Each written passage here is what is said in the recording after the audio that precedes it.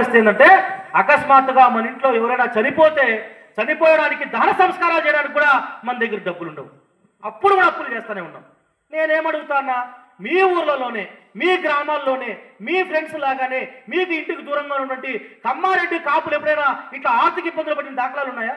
ఈరోజు మా అక్క చెల్లెలు చాలా మంది వచ్చారు ఇక్కడికి, మన అక్క చెల్లెలు చాలా మంది వచ్చారు కదా, వాళ్ళకి వాళ్ళ అగ్రకులాలు ఉన్నటువంటి ఆ ఆడబిడ్డలకి వాళ్ళ ఆహార కార్యానికి మన వాళ్ళకి తేడా ఉందా లేదా? తేడా కనిపిస్తా ఉందా లేదా?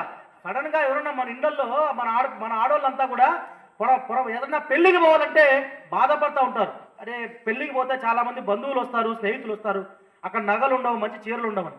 అక్కడేమో అగ్రకులాలకు సంబంధించిన వాళ్ళు అంటే వాళ్ళని మనం తప్పులు పట్టట్లా, వాళ్ళ ఆడవాళ్ళని కాదు మనం తప్పులు పట్టేది. కానీ ఆ తేడా ఒకసారి మీరు గమనించండి, ఆ తేడాని మనం గమనించాలి. ఎందుకు వాళ్ళ ఇల్లు చాలా గొప్పగా మంచిగా ఉంది, ఎందుకు వాళ్ళ ఇంట్లో మంచి వెలుగులు ఉన్నాయి, మంచి బిడ్డలు బాగా చదువుకోగలుగుతా ఉన్నారు, పెద్ద పెద్ద ఉద్యోగాలు చేయగలుగుతా ఉన్నారు, నేను ఎందుకు ఇబ్బంది పడతా ఉన్నా, ఈ రోజు కూడా నా బిడ్డను చదివించాలంటే ఇబ్బంది ఎందుకు పడతా ఉన్నా, నా చేతుల్లో ఎందుకు భూమి లేదు, నా చేతుల్లో ఎందుకు వ్యాపారం లేదు, ఎందుకు మా వర్గాలపైన మాత్రమే దాడులు జరుగుతూ ఉన్నాయి, ఎందుకు మా మహానుభావుని యొక్క విగ్రహాలు మాత్రమే పగలగొడతా ఉన్నారని చెప్పి మనం ఎప్పుడన్నా ఆలోచన చేసినామా?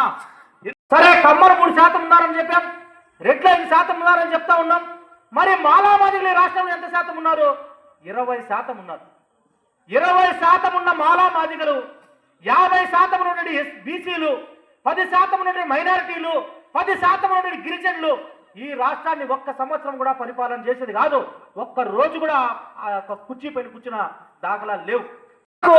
నిత్యం మనం అనుభవిస్తుంటే సర్వ సమస్యలకు రాజ్యాధికారమే పరిష్కారం అని చెప్తా ఉన్నాం. ఈ రోజు రాష్ట్రంలో 3% ఉన్నటువంటి కమ్మలేమో అధికారంలోకి వచ్చారు, 5% ఉన్నటువంటి రెడ్లు అధికారంలోకి వచ్చినారు. మనం ఆలోచన చేయాలి కదా. 20% ఉన్నటువంటి మనము, 50% ఉన్నటువంటి మనము, 10-20% మొత్తం టోటల్గా 90% ఉన్నటువంటి బహుజన వర్గాలు మనం అధికారంలోకి వచ్చినప్పుడు మాత్రమే మన సర్వ సమస్యలకు పరిష్కారం కాదు. మనకు రాజ్యాధికారం అవసరం లేదు, మనమంతా చాలా సంతోషంగా ఉన్నాం, మేము ఇట్లే ఉన్నామంటే మనం ఇప్పుడు 78 సంవత్సరాలు గడుస్తూ ఉంది.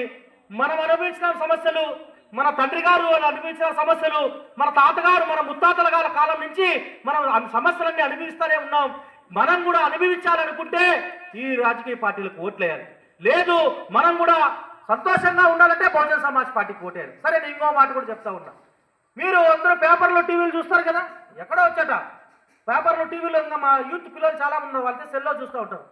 మనం ఎక్కడైనా సరే రాష్ట్రంలో దళితుల పైన దాడి జరిగిందని చూస్తూ ఉంటాం, దళిత అమ్మాయిని అత్యాచారం చేశారని చూస్తూ ఉంటాం, లేదంటే దళితుల్ని హత్య చేశారని చూస్తూ ఉంటాం.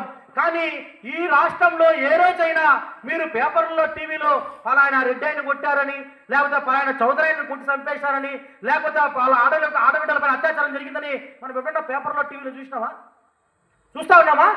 లేదు. కానీ నిత్యం మనం ఏం చూస్తూ ఉంటాం? బాబాసాహెబ్ అంబేద్కర్ విగ్రహం పలుకుట్టేశారు, బాబాసాహెబ్ అంబేద్కర్ విగ్రహానికి చెప్పులు దండ వేశారు, ఫలానా దళితుడిపై దాడి జరిగిందంట, ఫలానా దళితుడిని అక్కడ చంపేశారంట, ఫలానా దళిత అమ్మాయిని అత్యాచారం చేసి చంపేశారు. అంటే మన నిత్యం మన పైన దాడులు జరుగుతూ ఉన్నాయి, మన పైన హత్యలు జరుగుతూ ఉన్నాయి, మన ఆడబిడ్డల పైన అత్యాచారాలు జరుగుతూ ఉన్నాయి. కానీ మనం మాత్రం పొద్దున్న నిద్ర లేస్తూ ఉన్నాం, మనం కూలీ నాలి చేసుకుంటా ఉన్నాం, అప్పుల బాధలు పడతా ఉన్నాం, బాధలు ఎలదీస్తానే ఉన్నాం.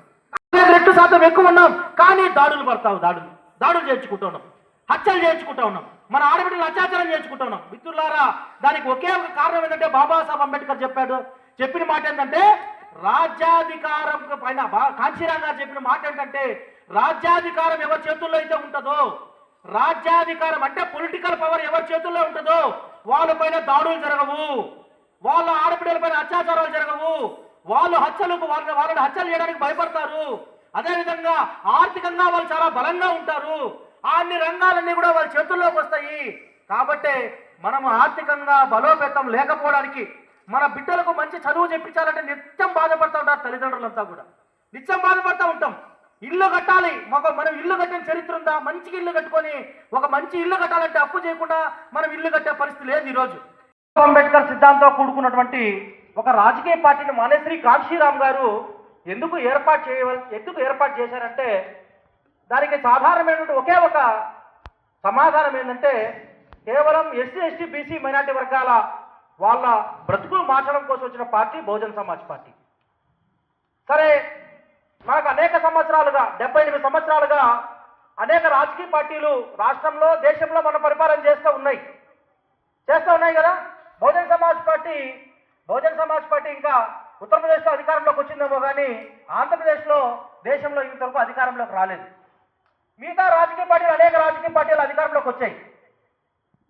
ఇన్ని రాజకీయ పార్టీలు 78 సంవత్సరాలుగా మనల్ని పరిపాలన చేస్తూ ఉన్నప్పటికీ కూడా ఈరోజు మనం అనుభవిస్తున్నటువంటి సమస్యలకు, మనం అనుభవిస్తున్న బాధలకు, మనం అనుభవిస్తున్నటువంటి ఇబ్బందులకు ఈ రాష్ట్రంలో మనం ఈ రోజు కూడా ఎస్సీ ఎస్టీ బీసీ మైనార్టీ వర్గాలైనటువంటి బహుజన వర్గాలందరూ కూడా ఈ రోజుకి సరైన తిండి కోసం, మంచి గుడ్డ కోసం, ఒక మంచి విద్య కోసం, మంచి వైద్యం కోసం, మన పిల్లల చదువుల కోసం, హాస్పిటళ్లలో వైద్యం కోసం అనేక రకాలైనటువంటి ఇబ్బందులు రోజులు పడతానే ఉన్నాం.